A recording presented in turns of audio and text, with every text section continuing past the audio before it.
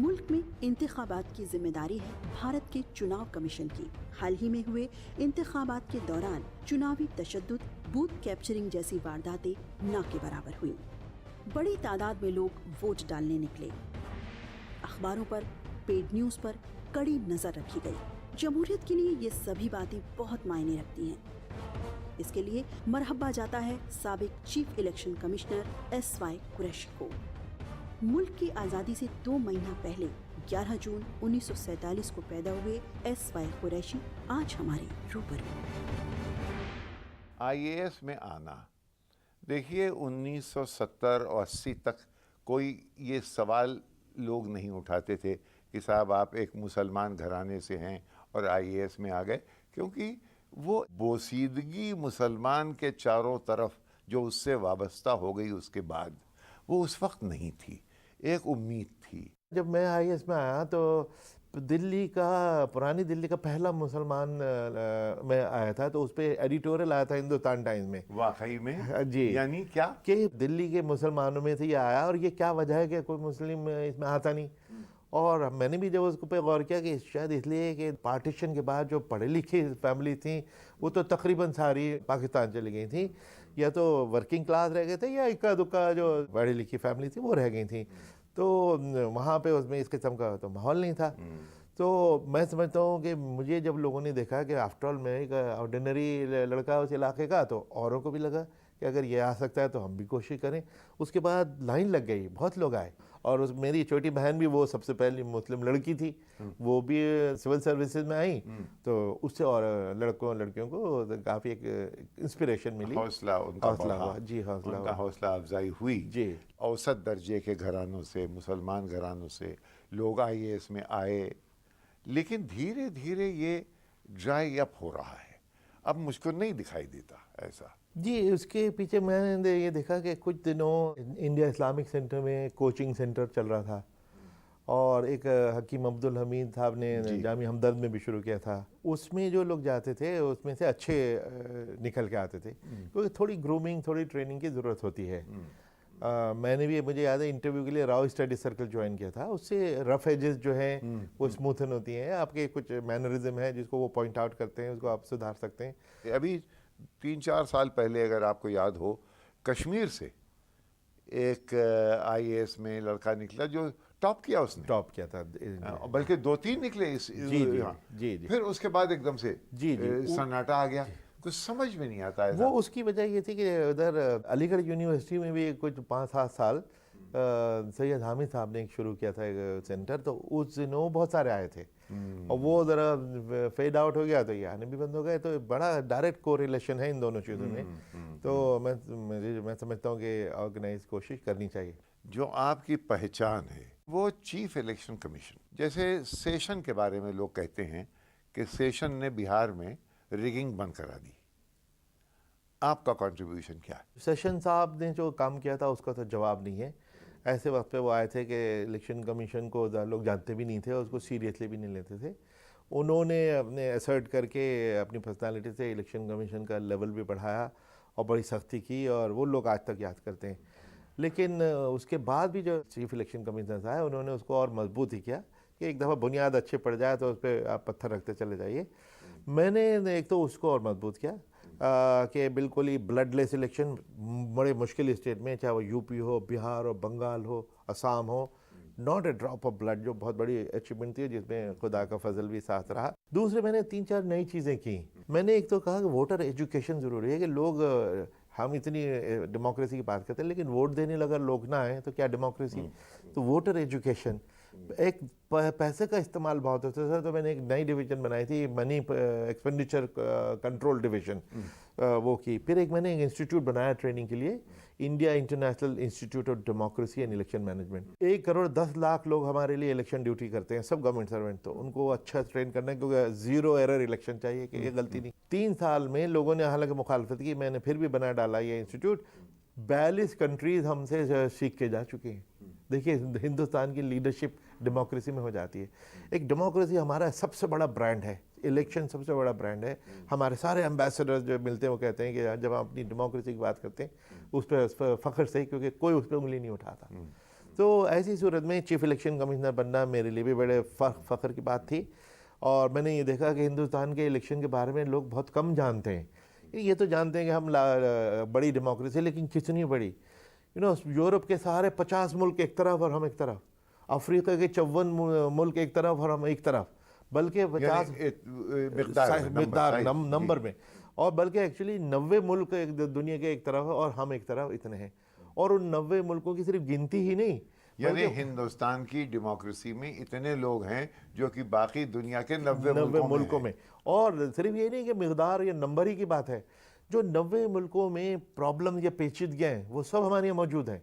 Militancy, terrorism, tribal warfare, आप कुछ भी कह लीजिए, सब कुछ हमारे यहाँ। उसके बाद जो हम ब्लडलेस इलेक्शन करते हैं और 64 साल में change over of power smooth होता है, हारने वाला प्राइम मिनिस्टर नमस्ते करके जीतने वाले को कुर्सी सौंपता है, ये बड़ी खूबी की बात है। जी जी, बहुत खूबसूरत। क्योंकि अभी मोदी जी जब प्राइम मिनिस्टर बने तो उसके बाद वो जाके उनसे मिले मनमोहन सिंह से, बड़ा बहुत ही जी। और उनके स्वेरिंग इन में वो मनमोहन सिंह जी आए, सोनिया गांधी को उनको बुलाया, वो आई। ये हमारे डेमोक्रेसी की खूबसूरती है। लेकिन आपने वोटर ट्रेनिंग में रेडियो, टेलीविज़न और जितने चैनल्स हैं इनको कैसे इन्वॉल्व किया? इसमें सबसे पहले तो हम एक ऐसे अफसर को लाए जो इन्फॉर्मेशन मिनिस्ट्री का ही था। बड़ा एक ब्राइट अफसर हम लेके आए, अक्षय रावत उसका नाम। उन्होंने तो आईएनबी मिनिस्ट्री की जितनी भी चैनल्स हैं उनको यूज़ किया। इसके अलावा हमने फील्ड में बड़ी इंटरेस्टिंग एक्टिविटीज़ की, स्कूल्स में, कॉलेजेस में, और हमने रियली लोगों का फेस्टिवल बना दिया उसको, पब्लिक फेस्टिवल। एक जगह एक बुलंदशहर में एक पूरे स्टेडियम में औरतों ने रंगोली से उसको सजाया और उसमें सारे थीम इंडिपेंडेंस ये वगैरह। बाराबंकी में 115 किलोमीटर की लोगों ने ह्यूमन चेन बनाई कि हाँ डेमोक्रेसी के लिए, हक के लिए। इस किस्म की जो पॉपुलर एक्टिविटी लोगों की, अक्सर लोग कहते थे कि ये इलेक्शन कमीशन की सख्ती इतनी है कि उसने फेस्टिवल ऑफ डेमोक्रेसी को किल कर दिया और कब्रस्तान की खामोशी कर दी। एक जर्नलिस्ट ने एक आर्टिकल लिखा है इस पर, टीवी जर्नलिस्ट हैं वो, कि फेस्टिवल डेमो। तो मैंने कहा कि मैडम आप मुझे अपना एड्रेस भेजिए, मैं आपके घर वो फेस्टिवल लौटा देता हूँ। कि क्या होगा फेस्टिवल, आपके दीवारों पे सब लोग काला कर देंगे, अपने स्लोगन पे पोस्टर लगा के गंदा कर देंगे, झंडे ज़बरदस्ती लगाएंगे, लाउड स्पीकर 24 घंटे बजेगा, फिर आप दुखी ना होना। हमने वो जो न्यूसेंस थी उसको कम की है। लेकिन द फैक्ट कि अब 70, 80, 90% तक लोग वोट देने लग गए, तो लोगों का फेस्टिवल तो यही हुआ। मनी पावर के क्या क्या अलामतें हैं? मनी पावर देखने में आता था कि कानूनी तौर पे एक लिमिट है। पहले 40 लाख थी लोकसभा के लिए, अब 70 लाख हुई। लेकिन उससे 10 गुना क्या 100 गुना लोग खर्च करते हैं। उससे एक तो एक लेवल प्लेइंग फील्ड ख़राब होती है कि गरीब आदमी तो इलेक्शन लड़ ही नहीं सकता। चूँकि ये सारी ब्लैक मनी है तो वोटर को रिश्वत देने में, शराब पिलाने में, पार्टियाँ देने में, चिकन बिरयानी पार्टी है या हर किस्म की, तो वो खर्चा, तो इसको रोकना चाहिए क्योंकि ये इससे डेमोक्रेसी करप्ट होती है। और उसके लिए फिर हमने एक डिवीज़न बनाई, एक बड़ी सख्तियाँ की, पैसा पकड़ा। पहले ही 5 स्टेट के इलेक्शन में 73 करोड़ रुपए हमने पकड़ लिया। कम से कम उनको डर पैदा हुआ कि जितनी आसानी से ये पैसा घूमता था वो हमने चलने नहीं दिया। हाँ, इंटरेस्टिंगली पैसा पहले दबंग तरीके से गाड़ी की सीट पे जाता था, फिर गाड़ी के बूट में चला गया, गाड़ी के दरवाजे में स्क्रू करके लगाने लग गए, एम्बुलेंस में, फ्यूनरल वैन में पैसा जाने लग गया। अब जैसे जैसे हमको नया तरीका पता लगे हम पकड़े। एम्बुलेंस वैन को पकड़ने में हमको ये डर कि अक्सर उस ज़माने में कई बार होता था कि वीआईपी मूवमेंट हो रही है, आपकी गाड़ी रुक गई, उसमें पेशेंट था तो मर गया या उसकी हालत ख़राब हो गई, तो हमने कहा ऐसा ना हो कि हमारी पकड़ दर को मरीज़ बेचारा हो जाए। तो हमने कहा उसको रोकने नहीं, रास्ते में अस्पताल तक पीछा करो, जब वो मरीज़ को निकाल लेंगे उस वक्त चेकिंग करना गाड़ी की। उसमें पैसे पकड़े। तो ये नए नए तरीके ढूंढे। फिर एक जब हमने देखा एक बहुत बड़ी पार्टी हो रही है, उसमें शराब कबाब खूब, शादी की पार्टी, 3-4 हज़ार लोग। वहाँ पे हमारा ऑब्जर्वर गया देखने के लिए क्यूरियोसिटी में, तो ना कोई दूल्हा था ना दुल्हन, वो बोगस पार्टी थी, फर्जी वो थी, वोटर को ब्राइब करने के लिए वो पार्टी थी। वैसे तो वोटर को आप रिश्वत नहीं दे सकते, शराब की बोतल नहीं दे सकते, उसको चाय नहीं पिला सकते, वो ब्राइब कहलाती है। यहाँ शादी के नाम से फिर हमने जब इसको इन्वेस्टिगेट करना शुरू किया तो हमने कहा सारे शादी ब्याह, बर्थडे, मुंडन, हर किस्म की सेरेमनी उन दिनों बहुत होती थी। तो उन सबको हमने अपनी रडार पे डाला कि भाई इनको जरा चेक करना। पर हमारा जो जुगाड़ू है वो और जुगाड़ करे, अगली बार वो दूल्हा दुल्हन भी फर्जी खड़े कर देगा और वो शादी का कार्ड भी प्रिंट करके दिखा देगा, तो आप पकड़ते रही। तो वो नए नए तरीके सोच लेते हैं, हम उनको पकड़ना होता है। तो लेटेस्ट मज़ेदार आपने क्या पकड़ा? अभी रिसेंटली गाड़ी की खूब चेकिंग होती है, लेकिन इंजन वाला जो बॉनेट था वो नहीं खुलता था। तो एक आंध्रा में एक महीने पहले वो 1.5 करोड़ रुपए एक एमएलए साहब अपनी गाड़ी के बॉनेट में रख के ला रहे थे। ढाबे पे जब चाय पीने उतरे तो वहां से धुआं निकल रहा था, तो वो नोट जल गए 1.5 करोड़ नोट जल गए। तो अब नए नए तरीके ये लोग सोचते हैं, हम आगे से उनको लेकिन साहब ये पैसा तो देखिए, लेकिन टेलीविजन के जरिए तो करोड़ों अरबों खर्च हुआ है, उसको आप कैसे कंट्रोल करेंगे? जी, उसकी वजह है कि वो इसलिए हो जाता है कि कानून में ही एक कैंडिडेट के ऊपर तो पाबंदी है कि कितना कर सकता है, लेकिन पॉलिटिकल पार्टी पे नहीं है। जो टेलीविजन पे खर्चा हो रहा था वो पॉलिटिकल पार्टीज कर रही थी, हज़ारों करोड़, उस पर तो कोई पाबंदी नहीं है, इसलिए कोई गैर कानूनी बात नहीं थी वो। लेकिन हम ये चाहते हैं कि उस पर भी कानून हो, उस पर भी लिमिट हो। इंग्लैंड में तो है, कैंडिडेट पे भी है, पार्टी पे भी है कि आफ्टर ऑल एक पार्टी है जो हज़ारों करोड़ खर्च कर दे और एक आप इंडिपेंडेंट कैंडिडेट खड़े होंगे तो आपका क्या चांस होगा। तो इसलिए उस पर पाबंदी की ज़रूरत है। क्या स्टेप्स लिए गए हैं? हमने उसमें ये किया है कि हमारे तरफ से भेजे हुए इलेक्टोरल रिफॉर्म्स के कई प्रपोजल सरकार के पास पेंडिंग है।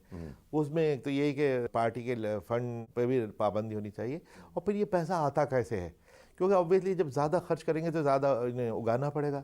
और वो उगाई कैसे करेंगे? ज़बरदस्ती किसी से पकड़ेंगे, किसी कॉरपोरेट से लेंगे, और उससे करोड़ों रुपए लेंगे तो उसको उसके बदले में कुछ तो देंगे, उसको ठेके देंगे, उसको लाइसेंस देंगे, तो उस पर पाबंदी होनी चाहिए। तो हम ये चाहते हैं कि एक तो सारे ट्रांजैक्शन पैसे की पार्टी की चेक से होनी चाहिए, और एक इंडिपेंडेंट ऑडिटर उसको ऑडिट किया करे हमारी दी हुई पैनल में से, वरना बाकी के ऑडिटर तो लिपापोती करते हैं। और फिर तीसरी चीज़ हम ये चाहते हैं कि इनका जो एनुअल ऑडिट हो पार्टी का, वो वेबसाइट पे हो, ताकि जनता खुद देख सके कि भाई फलां कंपनी ने इनको 100 करोड़ दिए थे, 50 करोड़ दिए थे, और उसको इन्होंने ठेके दिए, तो क्या इन दोनों में कोई रिश्ता तो नहीं है।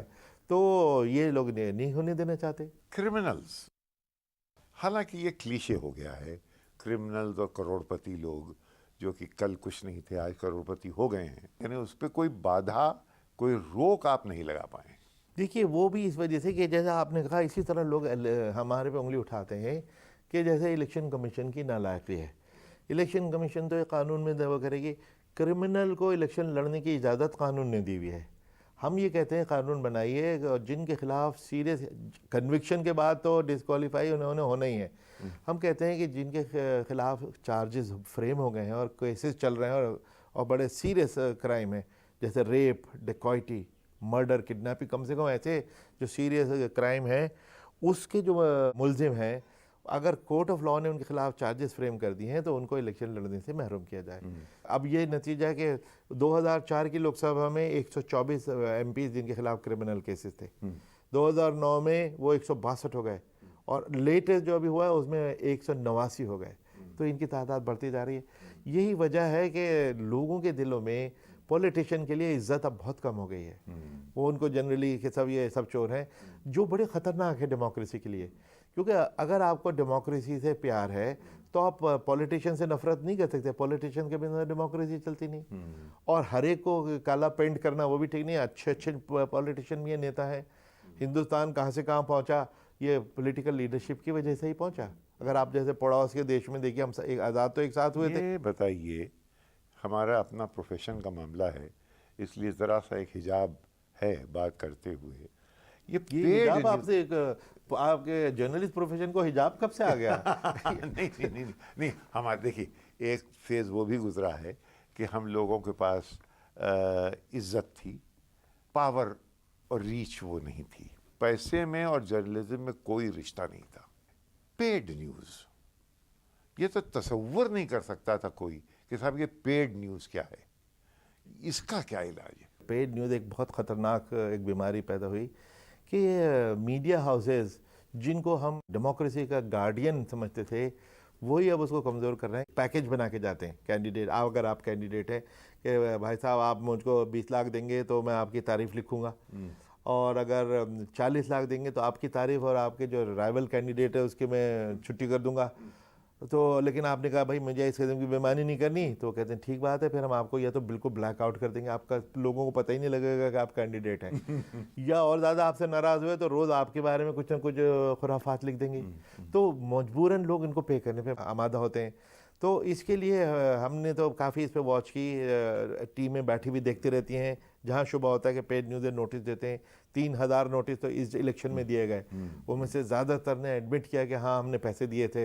एडमिट करने के बाद आपने उनको क्या किया? नहीं, उसमें ही होता है कि उन्होंने एडमिट करके, क्योंकि इलेक्शन के दौरान उसके इम्प्लीकेशन हमारे लिए सिर्फ इतनी है कि कैंडिडेट ने अपने एक्सपेंडिचर रजिस्टर में लिखा कि नहीं लिखा, छुपाया तो नहीं, छुपाने की उसकी इजाज़त नहीं, जो खर्चा करे वो लिखे।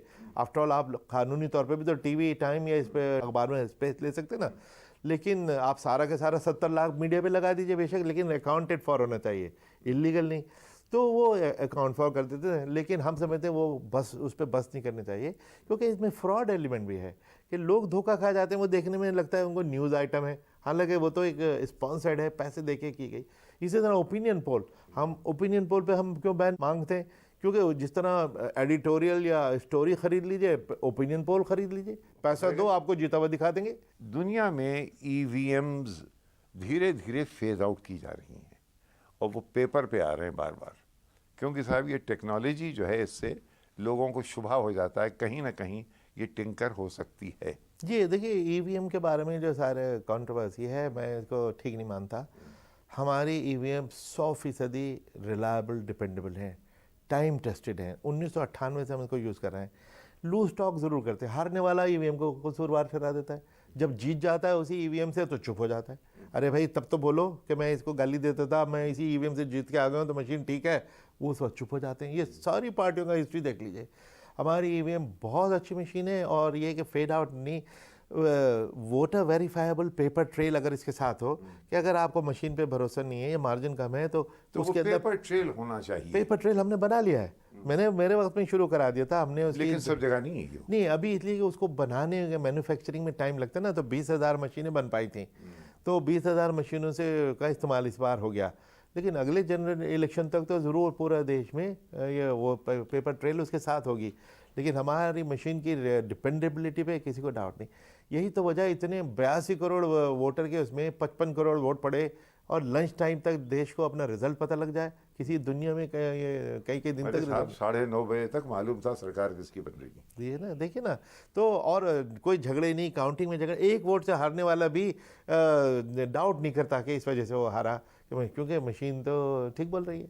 ये जो किताब जनाब आपने लिखी, द अनडॉक्यूमेंटेड वंडर, ये टाइटल आपने क्यों ये दिया जी, अनडॉक्यूमेंटेड वंडर? हाँ, ये भी इसका दिलचस्प है कि हालांकि हम लोग वोट देने जाते हैं, लेकिन इलेक्शन के बारे में बहुत कम लोगों को मालूम है कि इसके पीछे क्या कोशिश होती है, कितने लोग होते हैं, कैसे उनको ट्रेनिंग की जाती है, उनको बेईमानी से कैसे रोका जाता है। तो एक साहब जो जर्नलिस्ट साहब की बरादरी की थे, तो नॉर्मली ये होता है कि ये इलेक्शन कमीशन तो कुछ नहीं आता, तो कैसे करते हो? तो मैंने कहा भाई आपको कुछ पता नहीं है हम करते क्या है, ज़रा जाके देखो तो सही। उनको एक इलेक्शन के कोई मीटिंग कहीं हो रही थी नोएडा में, वो गए, इतना उन्होंने इम्प्रेस हो के आया कि लेकिन हमें तो पता ही नहीं था कि ये सब कुछ होता है, इसके क्या जैसे वॉर रूम, जैसे जंग की तैयारी में जो होता है ना, तो उस पर उन्होंने अपने आर्टिकल में ये लिखा कि मैं तो हैरान रह गया कि अब उसे कि कितना कम हम जानते हैं या केयर करते हैं इलेक्शन के।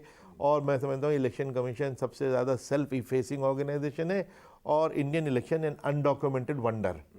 तो उस पर मैंने कहा कि इसलिए ये टाइटल से आया। हमें याद है हम आपके साथ रियाद में किसी बाहर के बैरूनी मुल्क में थे, आप इलेक्शन के बारे में बात कर रहे थे, और लोगों को हैरत थी कि साहब एक ऐसा भी हमारे यहाँ पोलिंग बूथ है जो कि अकेला है, और उस गांव में कितने लोग हैं, क्या वो के वाकया क्या है? जी, वो वाकया ये है कि अभी भी एक तरफ तो हम 82 करोड़ वोटर की बात करते हैं दुनिया के, दूसरी तरफ हमें एक एक वोटर की फिक्र है।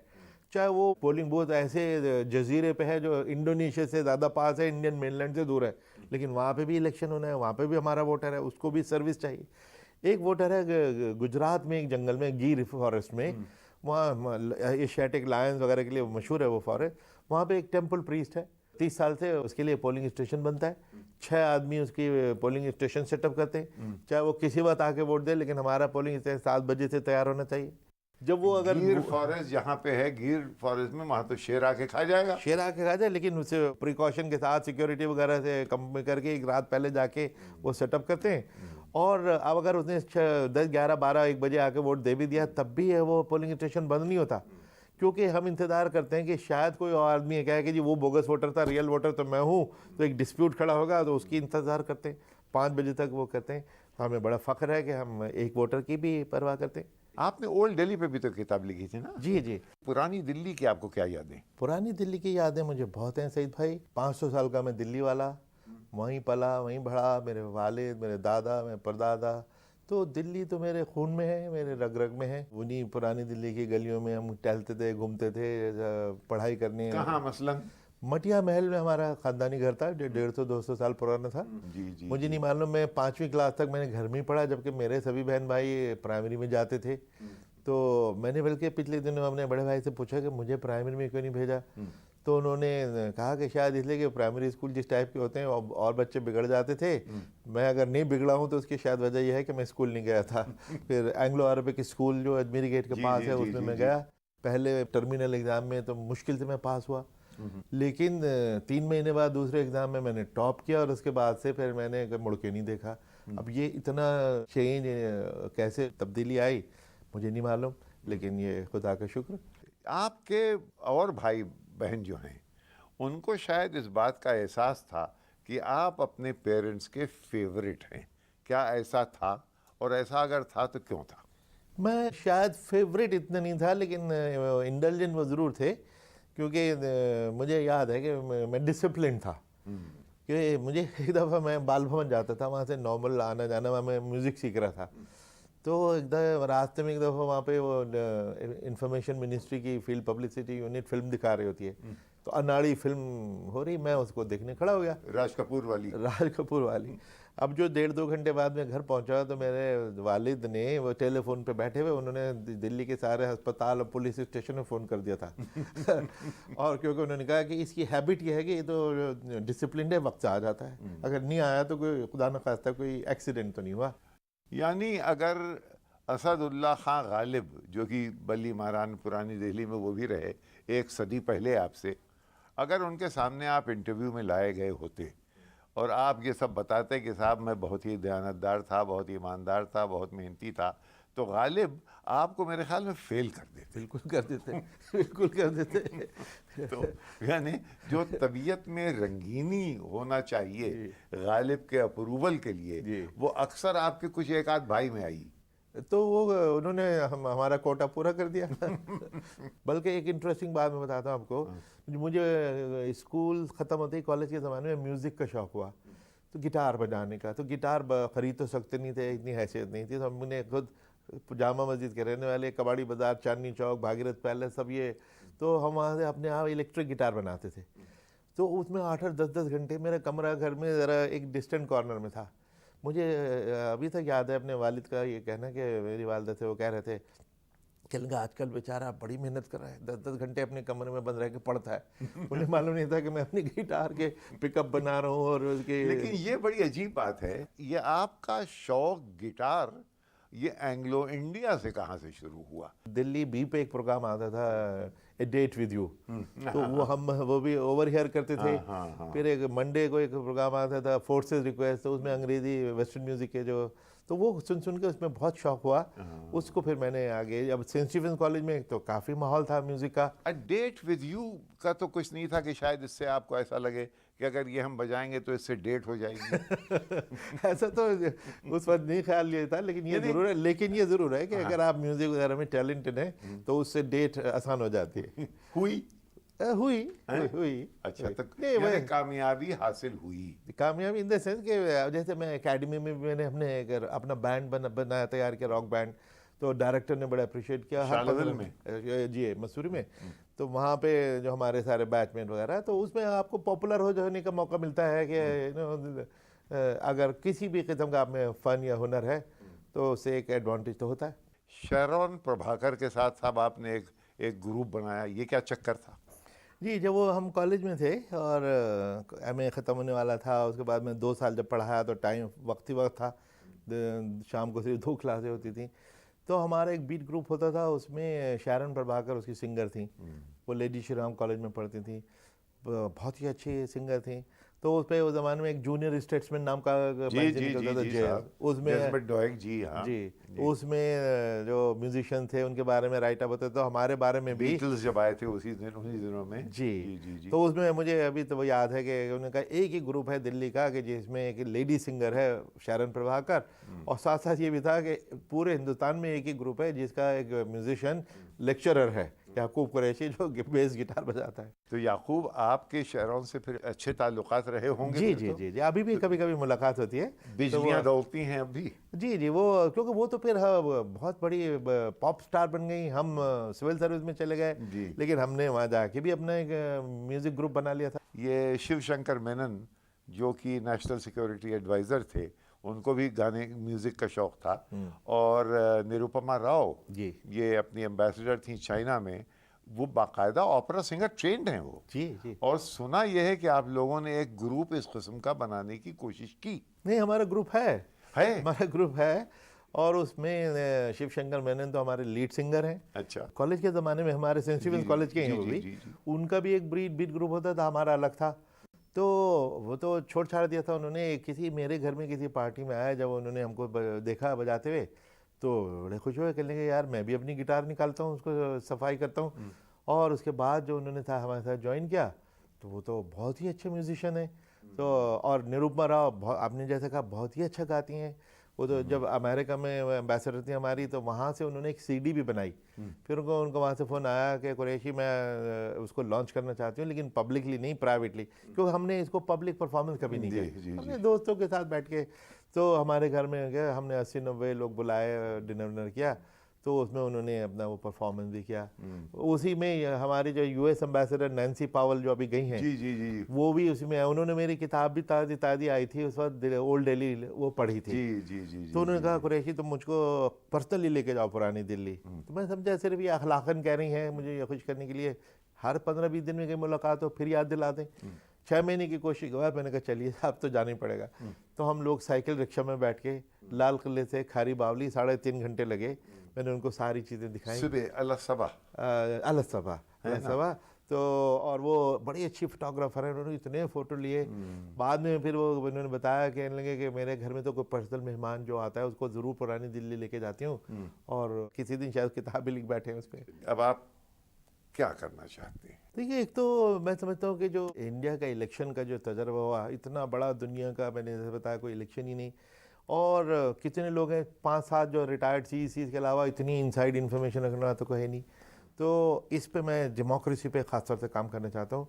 और पूरी दुनिया में जब हम डेमोक्रेसी पे मैंने लेक्चर दिए हैं, तो लोगों की आंखें फटी रह जाती हैं, इतना वो हैरान होते हैं कि देखो एक ऐसा देश जिसको हम बिल्कुल बैकवर्ड और इलिटरेट वो मानते हैं, लेकिन डेमोक्रेसी में हम सबका लीडर है।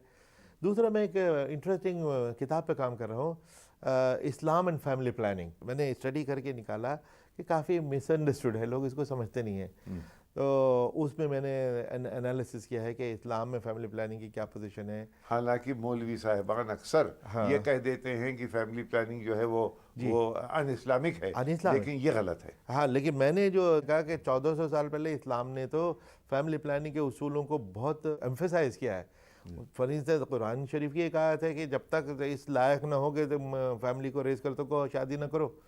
तो एक शख्स हुजूर के पास पहुंचा कि साहब मैं गरीब आदमी हूँ, मैं अफोर्ड नहीं कर सकता, लेकिन मेरी सेक्सुअल ज़रूरतें, फिजिकल ज़रूरतें तो हैं, क्या करूँ? तो उन्होंने वो आयत रिपीट करके कहा, कहने लगे कि जब तक इस लायक ना हो, जब तक रोज़ा रखा करो, उससे सेक्सुअल डिज़ायर सप्रेस होती हैं। तो मैं समझता हूँ ये आयत और हदीस टुगेदर, ये तो पूरा एक फैमिली प्लानिंग का की तरगीब ही तो है। और कई हदीसें हैं कि आप अपने बच्चों को गुर्बत में और मुफलिसी में न छोड़ें, उनको अच्छी तालीम दें और उनकी सेहत का ख्याल रखें, औरतों की सेहत का ख्याल रखें।